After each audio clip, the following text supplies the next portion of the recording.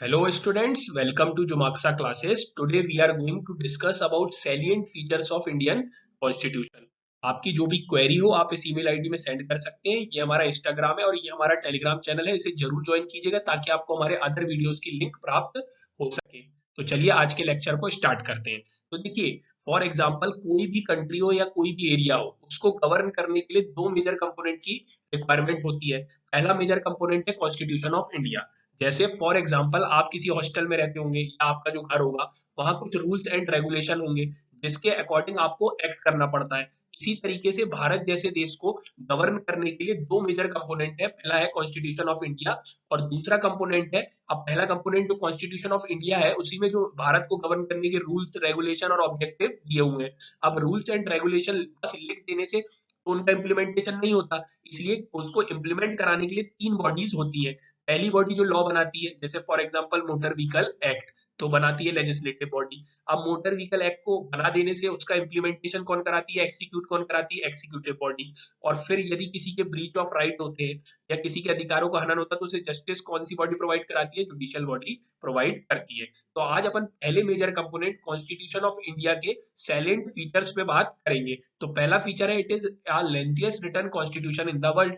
तो अब इतना lengthiest written constitution in the world है तो इसके कुछ रीजंस है। पहला रीजन क्या है कि इंडिया जो है वैसे ही बहुत वास्ट कंट्री है। बहुत क्या है, इंडिया वास्ट कंट्री है ना। इसमें बहुत ज्यादा डाइवर्सिटी है। जैसे आपको मालूम होगा अपने यहाँ पे एससी एसटी, अब कुछ रिलीजन है और बहुत सारे रिलीजनों में भी उसके अंदर सब रिलीजन है ना। तो इस तरीके से अपने यहाँ जब अपन ने हर कोई का ध्यान रखा और हर कोई के अधिकारों की बात करी तो अपने संविधान का साइज क्या हो गया, बल्कि हो गया। तो पहला हो गया ज्योग्राफिकल फैक्टर। दूसरा फैक्टर क्या है, तो आपको मालूम होगा कि अपने ऊपर कई सालों तक ब्रिटिश ने क्या किया, रूल किया। तो अब अपन कई साल तक ब्रिटिश रूल के अंडर में रहे तो अपन को उनके लॉ उनके एक्ट के अकॉर्डिंग अपने जो लाइफ है उसको व्यतीत करने का या अपने लाइफ को आगे बढ़ाने का क्या हो गया था, नॉलेज हो गया था। तो इसलिए अपन ने क्या किया, अपने संविधान को लिखते समय अपन को एडमिनिस्ट्रेशन चलाने की आदत हो गई थी ब्रिटिश रूल के अकॉर्डिंग, इसलिए अपन ने गवर्नमेंट ऑफ इंडिया एक्ट 1935 से बहुत सारे प्रोविजंस को अपने संविधान में शामिल किया। इस कारण भी अपने संविधान का साइज बल्कि हो गया। तीसरा पॉइंट है कि अपने यहाँ जो सेंटर और स्टेट दोनों के लिए एक ही कॉन्स्टिट्यूशन है, जबकि अमेरिका में सेंटर और स्टेट के लिए अलग अलग कॉन्स्टिट्यूशन होता है। अब अलग अलग होगा तो प्रोविजंस का क्या हो जाएंगे, डिवाइड। लेकिन एक ही है तो एक ही किताब में सब कुछ लिखा है, इसलिए अपने संविधान का साइज बल्कि हो गया। और लास्ट है कि जो अपनी कॉन्स्टिट्यूशन मेकिंग बॉडी थी उसमें किसका डोमिनेंस था, लीगल लुमिनरीज का। लीगल लुमिनरीज का मतलब क्या होता है, वकील, एडवोकेट, जैसे सरदार वल्लभ भाई पटेल है ना, जवाहरलाल नेहरू जी। तो इन सबको क्या था, लॉ का बहुत अच्छा नॉलेज था, तो इन्हें हर प्रोविजंस को शामिल करने की कोशिश की। इस कारण भी अपने संविधान का साइज बल्कि हो गया। तो ये कुछ रीजंस थे जो आपसे मेंस में पूछे जा सकते हैं कि अपने संविधान का साइज बल्कि है या वो लेंथेस्ट रिटन कॉन्स्टिट्यूशन है, इसके क्या कारण है। तो चलिए अब नेक्स्ट फीचर को देखते हैं। यहाँ आप हिंदी में भी देख सकते हैं। अब देखिए, इस नेक्स्ट फीचर को समझने से पहले एक छोटा सा एग्जांपल समझिए। जैसे फॉर एग्जांपल मैं आपसे बोलूं पॉलिटी को आप पढ़िए, तो आप क्या करेंगे, डीडी बसु पढ़ेंगे, लक्ष्मीकांत पढ़ेंगे, इस तरीके की कई किताब पढ़ेंगे। उसके बाद उसमें से क्या करेंगे, शॉर्ट नोट्स बनाएंगे। वो शॉर्ट नोट्स कैसे होंगे, आपकी कंडीशन के अकॉर्डिंग प्रॉफिटेबल होंगे, फ्यूचर में आपको क्या करेंगे, काम आएंगे। इसी तरीके से जब संविधान कॉन्स्टिट्यूशन मेकिंग बॉडी के जो मेंबर थे वो संविधान भारत का बना रहे थे तो उन्होंने बहुत सारे देशों के संविधान को क्या किया, पढ़ा। जैसे for example Ireland, Britain, USA, Australia. और इस तरीके से सबके संविधान को पढ़ने के बाद जो उसमें कुछ अच्छे फीचर्स थे जो भारत की कंडीशन के अकॉर्डिंग फिट हो रहे थे, एडजस्ट हो रहे थे, तो उसको भारत के संविधान में शामिल किया। और दूसरों की अच्छी चीजों से सीखने से तो अपने को फायदा ही होता है। लेकिन अपने ऊपर ये आक्षेप लगता है कि अपन ने क्या किया है, जो संविधान है वो बोरो किया है या अपन ने उधार में लिया है। लेकिन ऐसा नहीं है, अपन ने भले ही दूसरे देशों के संविधान के फीचर्स को अपने कॉन्स्टिट्यूशन में शामिल किया, लेकिन उसको अपन ने अपनी कंडीशन के अकॉर्डिंग मॉडिफाइड किया है। जैसे फॉर एग्जांपल अपन ने यूके से कैबिनेट सिस्टम लिया है, लेकिन यूके में कैबिनेट सिस्टम सुप्रीम होता है, जबकि भारत में इंडियन कॉन्स्टिट्यूशन सुप्रीम होता है। और जितनी जितनी भी अपने लेजिस्लेटिव, एक्सिक्यूटिव या जुडिशियल बॉडी होती है वो इसी कॉन्स्टिट्यूशन के अंडर में रहते हुए कार्य करती है, और इसे ही कॉन्स्टिट्यूशनलिज्म या संविधानवाद कहा जाता है। अब आप यहाँ पे पढ़ सकते हैं कि अपन ने कौन से फीचर कहाँ से लिए हैं। जैसे फंडामेंटल राइट यूएसए से लिए हैं, इंडिपेंडेंस ऑफ जुडिशरी यूएसए से लिया है, स्ट्रक्चरल पार्ट अपन ने गवर्नमेंट ऑफ इंडिया एक्ट 1935 से लिया है। इसी तरीके से अपन ने डीपीएस भी कहाँ से लिए, आयरलैंड से लिए है। इस तरीके से अपना नेक्स्ट फीचर, सेकंड फीचर भी कंप्लीट होता है। थर्ड फीचर देखते हैं, आप यहाँ हिंदी में भी पढ़ सकते हैं। अब देखिए थर्ड फीचर क्या है, तो जो अपना संविधान है वो blend of rigidity and flexibility है। इसका क्या मतलब होता है? देखिए क्या होता है, जैसे जो अपनी संविधान की होली बुक है, इसमें क्या है, कोई चीज को ऐड करना है या डिलीट करना है, और ऐड और डिलीट क्यों करना है? ताकि संविधान की रिलेवेंसी, कॉन्स्टिट्यूशन की रिलेवेंसी बनी रहे, समय के साथ वो भी क्या हो, प्रासंगिक होता चले। तो क्या होता है, कोई भी चीज ऐड करनी है, डिलीट करनी है, जैसे फॉर एग्जाम्पल आपको मालूम होगा आर्टिकल जो 21A है या 21 का है, वो राइट टू एजुकेशन से रिलेटेड है। इसको अपन ने 86th अमेंडमेंट 2002 के द्वारा ऐड किया था, है ना? तो अब ऐड और डिलीट करने की जो प्रोसीजर है, उसके आधार पर अपन इसे ब्लेंड ऑफ रिजिडिटी और फ्लेक्सिबिलिटी कहते हैं। जैसे फॉर एग्जांपल यदि कोई प्रोविजन को अपने संविधान में जोड़ना है या किसी भी देश के संविधान को यदि ऐड करना है और वो उसका प्रोसीजर बहुत इजी है, बहुत इजी है, तो क्या कहलाएगा, वो फ्लेक्सिबल है। बहुत हार्ड है उसको जोड़ना, किसी भी चीज को या हटाना, तो वो कहलाएगा क्या है, रिजिड है। तो इस तरीके से भारत का जो संविधान है वो दोनों का मिक्सचर है। भारत में कुछ प्रोविजन ऐसे हैं जिनमें फ्लेक्सिबिलिटी है, जबकि कुछ प्रोविजन ऐसे हैं जिनमें रिजिडिटी है। और इजी मतलब जिसमें सिंपल मेजोरिटी की आवश्यकता होती है करने के लिए प्रोसीजर, और रिजिडिटी जिसमें स्पेशल मेजोरिटी की आवश्यकता होती है। इसको आगे अपन अमेंडमेंट वाले चैप्टर में और ज्यादा डिटेल में पढ़ेंगे। अब जैसे इजी फीचर आपको देखना है, तो आपको यदि भारत के कोई भी स्टेट से कोई भी भाग अलग करना है या जोड़ना है, तो ये इजी इजी मतलब रिजिडिटी का एग्जांपल है। वहीं आपको देखना है डीपीएसपी और डीपीएसपी और फंडामेंटल राइट्स में, या तो आपके हाँ डिबेट में और फंडामेंटल राइट्स में भी कोई चीज को आपको ऐड करना है, तो उसमें रिजिडिटी की आवश्यकता, स्पेशल मेजोरिटी की आवश्यकता होती है। इसको आगे अपन और डिटेल में चर्चा करेंगे, अभी अपन फीचर के नजरिए से देख रहे हैं। चलिए अब अगले फीचर में बढ़ते हैं, आप यहाँ हिंदी में भी देख सकते हैं। अब देखिए फेडरल सिस्टम विद यूनिटरी बाइस, इसका क्या मीनिंग होता है? तो देखिए पहले आप समझ लीजिए फेडरल गवर्नमेंट क्या होती है, यूनिटरी गवर्नमेंट क्या होती है। और भारत इन दोनों का मिक्सचर है, भारत कहीं ना कहीं क्वासी फेडरल है, या आप कोऑपरेटिव फेडरलिज्म भी कह सकते हैं। तो चलिए आइए समझने की कोशिश करते हैं। देखिए फेडरल गवर्नमेंट का मतलब होता है जैसे यूएसए, यूएसए में क्या है, 2 लेवल ऑफ गवर्नमेंट है ना? अब 2 लेवल गवर्नमेंट है, तो दोनों के बीच में पॉलिटिकल पावर शेयर्ड है, और जब दो लोग होते हैं तो कॉन्फ्लिक्ट होने की क्या होती है, प्रोबेबिलिटी ज्यादा होती है। इसलिए इनका संविधान कैसा होगा, रिजिड एंड कोडिफाइड है ना? और दो डिफरेंट टाइप ऑफ लॉ चलते हैं, सेंटर के लॉ और स्टेट के लॉ, है ना? अब ये यूनिट फेडरल गवर्नमेंट का फीचर था जो यूएसए में चलता है। वहीं यूनिटरी गवर्नमेंट, यूनिट शब्द में ही आता है एक, जहां एक लेवल की गवर्नमेंट है। अब एक ही गवर्नमेंट है, एक ही व्यक्ति है, तो सारे पावर उसी के पास होंगे, shared by one government only. अब एक ही आदमी है तो कॉन्फ्लिक्ट की प्रोबेबिलिटी नहीं है, इसलिए उनका कॉन्स्टिट्यूशन फ्लेक्सिबल और अनकोडिफाइड होगा, और उनके पास only one set of law होगा। अब भारत क्या है, इन दोनों का मिक्सचर है। जैसे देखेंगे आप अपने यहाँ यूनिटरी फीचर क्या है, सिंगल सिटीजनशिप है, जबकि अमेरिका में डुअल सिटीजनशिप है। अपने यहाँ ऑल इंडिया सर्विसेज है, जैसे आईपीएस आईएएस एटसेट्रा। अपने यहाँ पे गवर्नर का प्रोविजन है, गवर्नर क्या है, एक यूनिटरी फीचर है। आगे अपन इसको डिटेल से डिस्कस करेंगे। वहीं फेडरल फीचर देखना है, तो अपने यहाँ भी 2 लेवल की गवर्नमेंट है, उन दोनों के बीच में पॉलिटिकल पावर शेयर्ड है। जैसे आपको मालूम होगा शेड्यूल 7 में स्टेट लिस्ट, कंकरेंट लिस्ट और अपना सेंट्रल लिस्ट, तो वहां पे अपने पॉलिटिकल पावर शेयर्ड है। इन सब के बारे में आगे अपन डिटेल में पढ़ेंगे, चिंता करने की जरूरत नहीं है। और अपना संविधान कोऑपरेटिव फेडरलिज्म पे आधारित है। इसका क्या मतलब है, तो जो सेंटर है और वो स्टेट है, ये बिग ब्रदर और स्मॉल ब्रदर के रूप में मिलकर काम करते हुए देश का विकास करते हैं, ना कि फादर सन के रूप में। दोनों एक दूसरे को समझते हैं, तो जो भी दिक्कतें आती हैं उनको रिजॉल्व करते हैं बाय द हेल्प ऑफ संवाद, और फिर आगे बढ़ते हैं दोस्तों, है ना? कोऑर्डिनेशन करके आगे बढ़ते हैं। आप यहाँ प्रोविजन भी देख सकते हैं इससे रिलेटेड। अब आ जाते हैं अपन यहाँ हिंदी में भी आप देख सकते हैं। अब नेक्स्ट फीचर की ओर आगे बढ़ते हैं। देखिए अपना संविधान कैसा है, अपना संविधान डेमोक्रेटिक सिस्टम है। डेमोक्रेटिक सिस्टम का क्या मतलब होता है, आपको मालूम होगा कि अब्राहम लिंकन साहब का कथन है कि जनता का जनता के द्वारा और जनता के लिए शासन, है ना? तो by the people, to the people और फॉर द पीपल। तो आपको पता होगा कि अपन जो है एमपी एमएलए को इलेक्ट करते हैं, है ना? आपको मालूम है स्टेट में एमएलए होते हैं और सेंट्रल में एमपी होते हैं। इनको कौन इलेक्ट करते हैं, पीपल। तो देखिए बाय द पीपल इनका इलेक्शन हो गया। अब ये पार्लियामेंट में जाएंगे और लॉ बनाएंगे। लॉ क्यों बनाएंगे, फॉर द पीपल, जनता का विकास करने, है ना, जनता का डेवलपमेंट करने के लिए। तो इस तरीके से एक डेमोक्रेटिक सिस्टम होता है जहाँ पे जनता का शासन होता है, जनता की सोवरेनिटी होती है। जनता हर 5 साल में हर 5 साल में रेगुलर इलेक्शन इलेक्शन में भाग लेके सरकार हटा भी सकती है और सरकार बनवा भी सकती है। तो ये डेमोक्रेटिक सिस्टम होता है। तो चलिए नेक्स्ट फीचर को देखते हैं। यहाँ आप देख सकते हैं लोकतांत्रिक व्यवस्था। अब आ जाता है सिक्स्थ फीचर, क्या है, इमरजेंसी प्रोविजंस। तो देखिए जैसे फॉर एग्जांपल आपका घर है, कभी कभी वहां पे फाइनेंशियल क्राइसिस होते हैं, तो फाइनेंशियल इमरजेंसी आती है। इसी तरीके से जो अपना इंडिया है, अब इंडिया के क्या है, एक तरफ चाइना और एक तरफ पाकिस्तान है।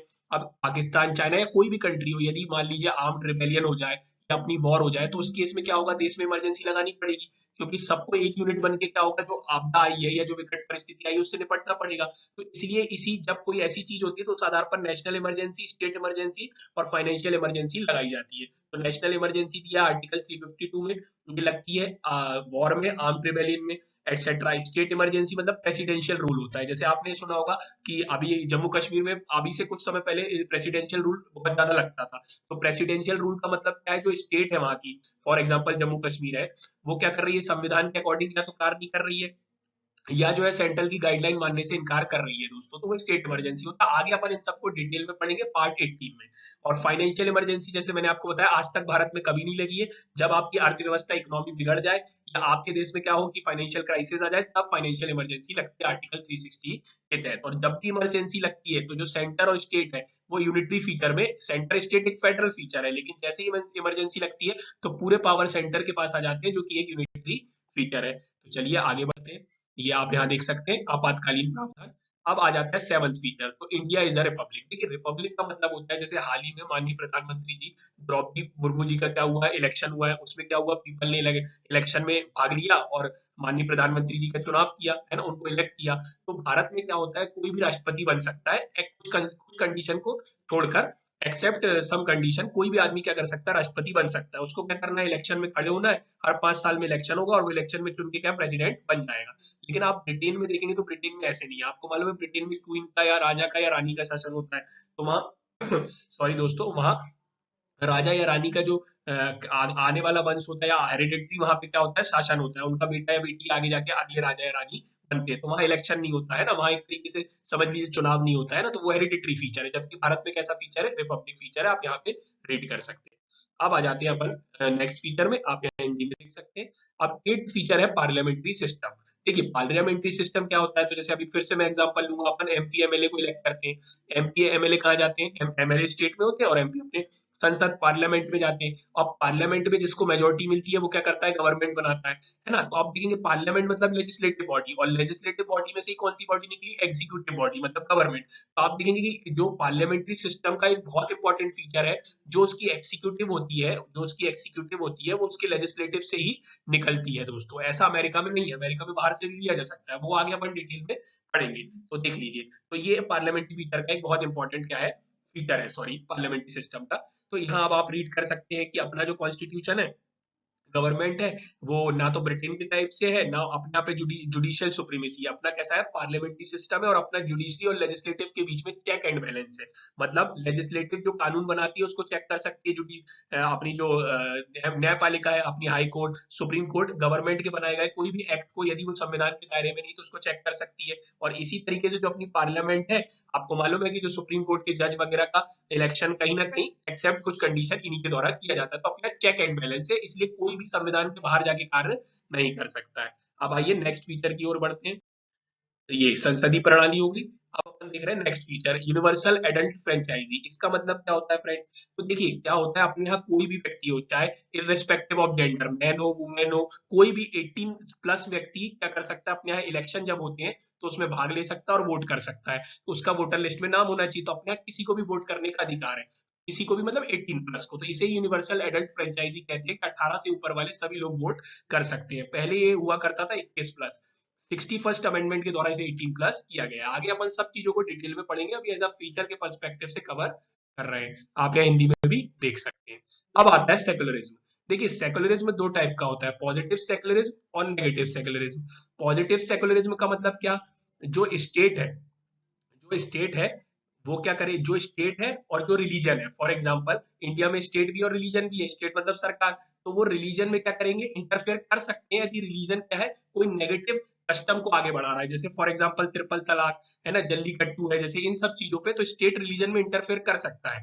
जबकि नेगेटिव सेकुलरिज्म में स्टेट अलग होता है, रिलीजन अलग होता है। तो स्टेट रिलीजन में क्या कर सकता है, इंटरफेयर नहीं कर सकता है, जबकि और रिलीजन भी स्टेट में इंटरफेयर नहीं कर सकता। तो ये अवधारणा वेस्ट पे चलती है और ये अवधारणा अपने यहाँ पे चलती है, जहां अपन हर रिलीजन को बराबर से रिस्पेक्ट देते हैं और हर कोई को बराबर से अपना डेवलपमेंट करने, अपने इंस्टीट्यूशन चलाने की क्या होती है, भारत में आजादी होती है दोस्तों। तो एक बार यूपीएससी मेंस में भी ये पूछ चुका है पॉजिटिव सेकुलरिज्म वाला क्वेश्चन।